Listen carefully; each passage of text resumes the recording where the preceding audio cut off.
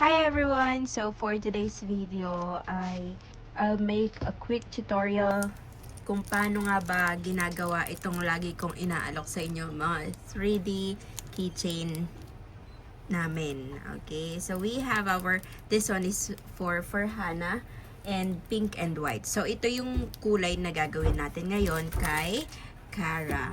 Okay, after this one, okay, dito sa Canva ko to ginawa. You're going to share, download, and PNG muna. Okay, PNG, naka 2 yung size and transparent background. Tapos saka ida-download. Now, next one, let's open our Tinker card. Okay, Tinker card. To. Then import. Tapos choose a file. And then hanapin natin hanapin natin si P.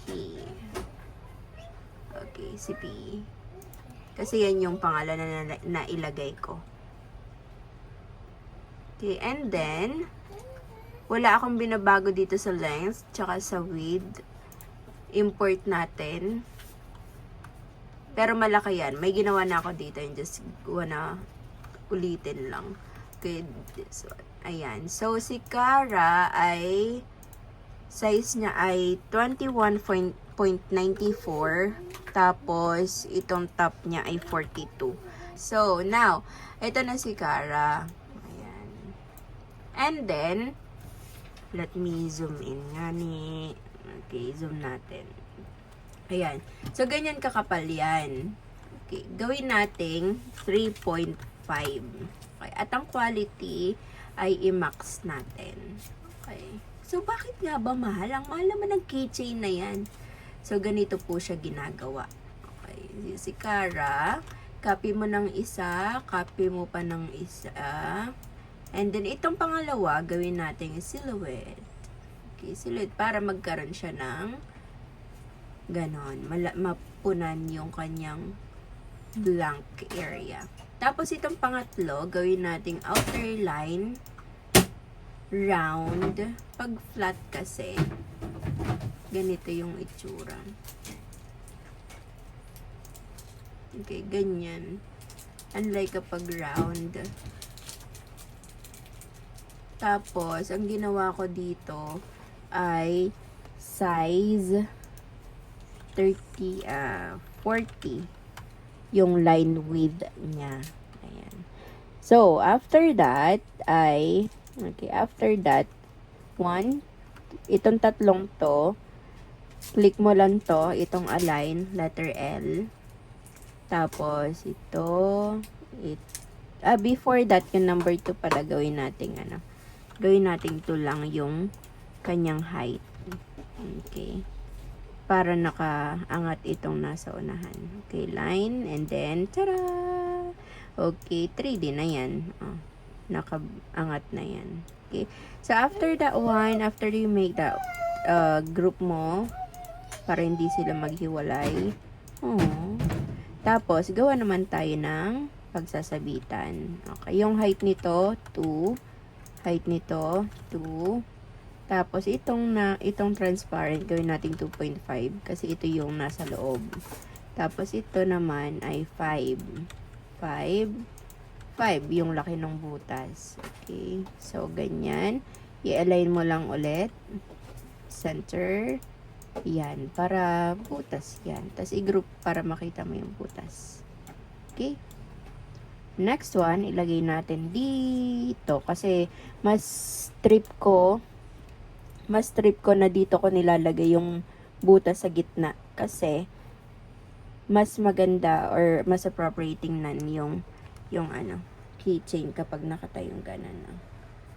Okay lang din naman pero I prefer this one. Yan, okay? Then, group natin. Group. Pagka-group na niyan, okay, export, STL. Okay, ganyan. Tapos, lipat na tayo dito sa bamboo. Okay, prepare. Okay, ito na yung nagawa ko, si Cara. But I wanna show you how I make this one. Okay. Paano nga ba? Bakit ang mahal-mahal naman? Yan. Tapos ito, yung bulaklak, optional lang naman yan. Nilagyan ko na lang. Yan. Lagay muna ulit natin yung, yung kara kanina. Ito. Yan. Ito lang yon. Makikita mo, color pink lang talaga. Okay. Gagawin natin ngayon, lalagyan natin siya ng white like this one. Okay. So, kanina, ito na yung kulay pink niya. Tapos, gagawin natin yung top niya ay gagawin natin color white. Layer ang ginagamit ko pang kulay. Okay. Ito, dito natin simulan. Papunta sa top.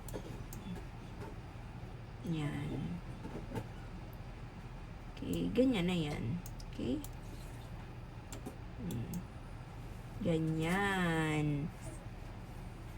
Okay, ganyan na ang itsura ng name na Kara. Okay? So, ayun. So, kapag in-slice na natin, okay, I'm gonna delete this one kasi may ginawa naman ako kanina. Delete ko lang ito. Okay. Tapos, ito, down natin dito. Ayan. And slice natin yung plate. So, isang beses lang, as you can see, isang beses lang na magpapalit ng filament here. Okay, kasi isa lang naman ang papalitan na kulay. Okay. Kapag dinaw natin, yung kara lang yung mapapalitan ng kulay. Okay. Ayan. So, now, let's see. Ito ay, how many grams? Sand. Ito ay, how many? Yan, 100%. 0.64 gram. And, ang paggawa nito ay aabuti ng, how many minutes nga ang nakalagay? How many minutes? Device. Ayan na siya. Nandun na siya. Ready na siya. So, 22 minutes po. So, ngayon ay 3:35 PM. Matatapos ng 3:57. Ayan. So, let's get back to it later. Hi guys! Tapos na. Ito na yon. So, let's remove it. At gagawin ko muna. And here it goes.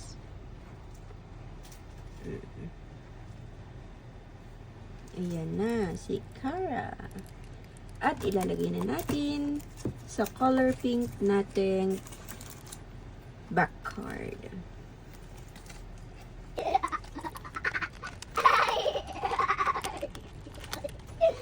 Si Kara. At ilalagay na natin.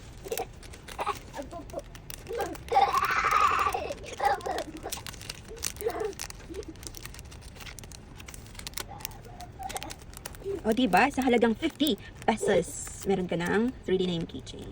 That's it!